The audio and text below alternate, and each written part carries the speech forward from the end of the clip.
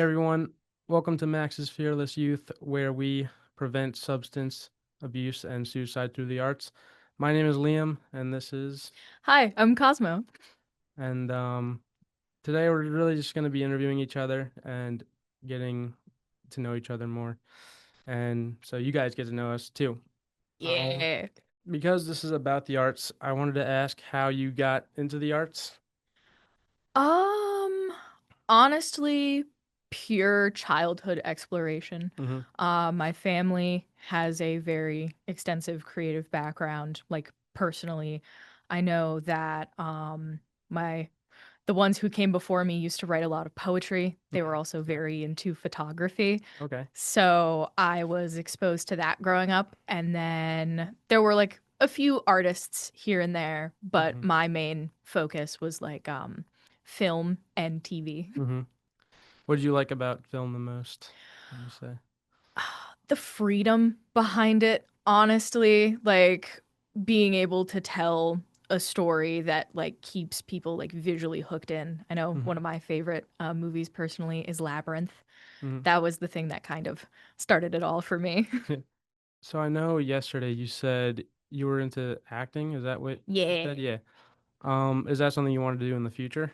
Yeah, 100%. It's honestly so fun just like getting into another person's shoes and Mhm. another person's mindset and Yeah. like exploring people's mentalities beyond my own. Hmm. That's really like my favorite part of it. Yeah.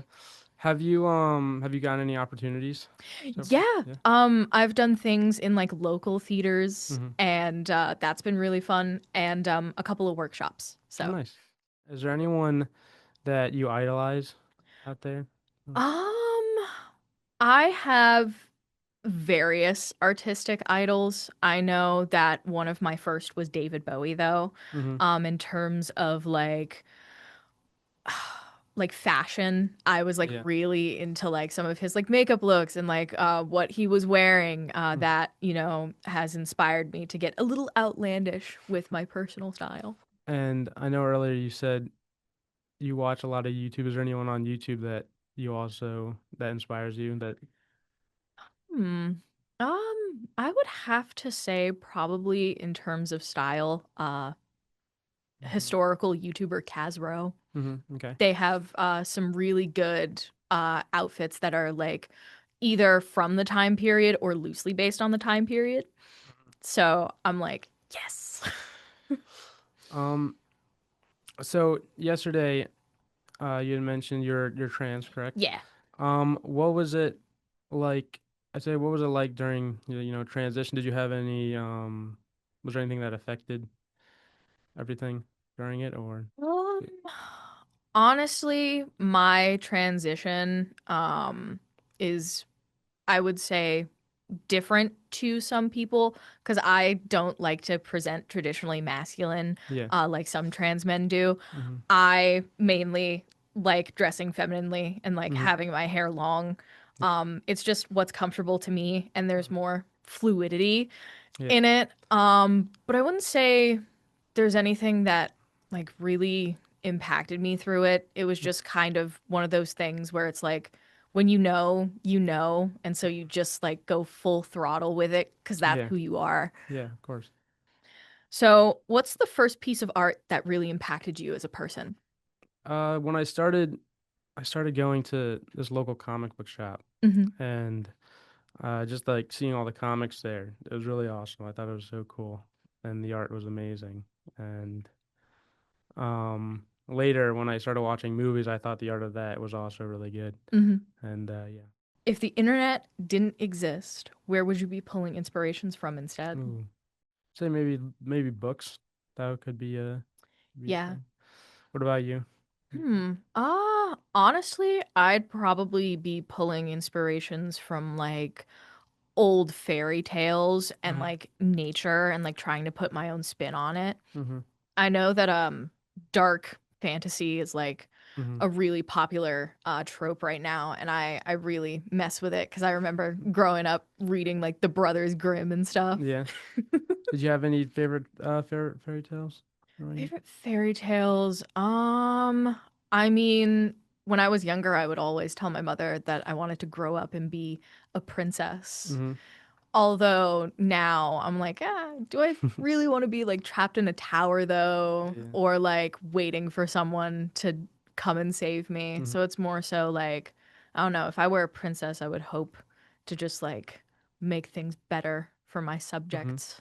If you could rank, I guess, if you could rank your top five movies as far as like storytelling, what would you rank Okay. them? Top five. So, Hmm. bottom, Lighthouse. I really like how weird it is and how you can't tell like what's real and like what's just like delusion of like being Hmm. out on the sea. I think the sea is like beautifully terrifying. Yeah. So I'm just like, yes. Um, and then I would put number four. I'd probably say Bullet Train because Bullet Train. it's one of the only one of my only two action films that I really enjoy. Hmm. I like how everything sort of leads into like it like ties itself in a neat little bow, but it doesn't give itself away so fast because I feel like Hmm. that's a really big issue is like people are just like rushing to give you all of the plot, but like Yeah. who doesn't love a good mystery, Yeah. right? Hmm. And then I would probably say number three, it's what's inside. Hmm. Again, it doesn't reveal its hand Yeah. too much. And I really like that. Number two, I would put Labyrinth there Hmm. just because of like the aesthetics and the vibes. Yeah. And I just like really mess with that. And then probably I'd say Fantastic Mr. Fox, just because Yeah.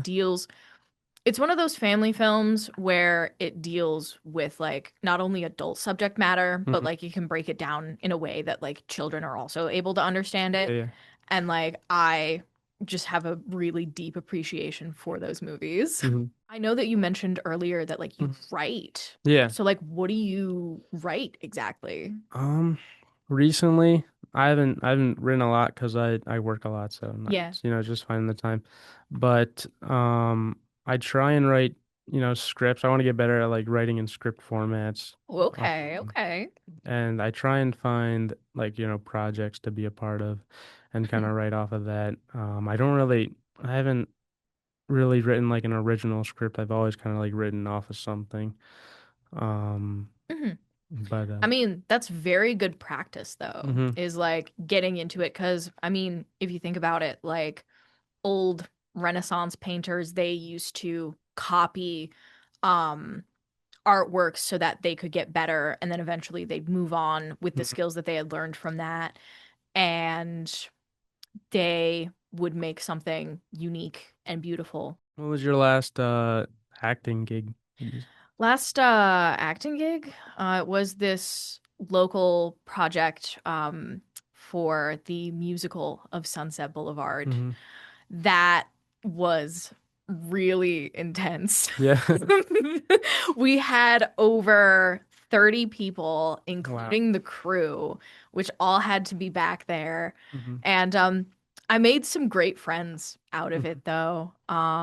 So like I'm not too mad about it. Yeah. It's just that, everyone had to play musical chairs Yeah. Wow. to try and sit. So Um, what's it like being in a musical? musicals are very like regimented, Mm. so it's like they're easier to do because you have the beats that you can follow. It's easier to memorize your words because you are just singing along, Yeah. but like it's in your voice. So, I don't know. I usually like to describe musicals as like the candy of the Mm. theater world. They Yeah.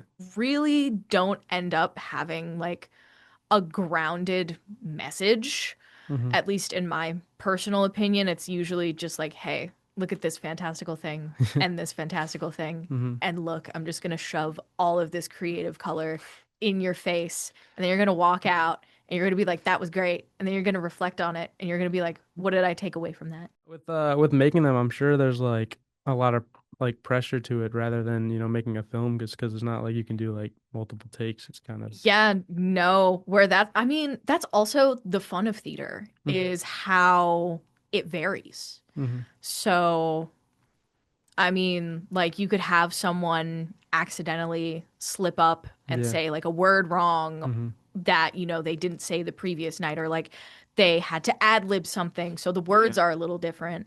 It's a really beautiful experience, and I do love theater a lot. But Mm-hmm. in terms of like storytelling, I find that movies are a little easier to do just because you don't Mm-hmm. have to worry about like how much time, Yeah. you have, unless it's like a big commercial thing, then it's like, Mm-hmm. oh, I have to edit it down. But usually movies are there to like Mm-hmm. tell a long story that you can get Yeah. lost in.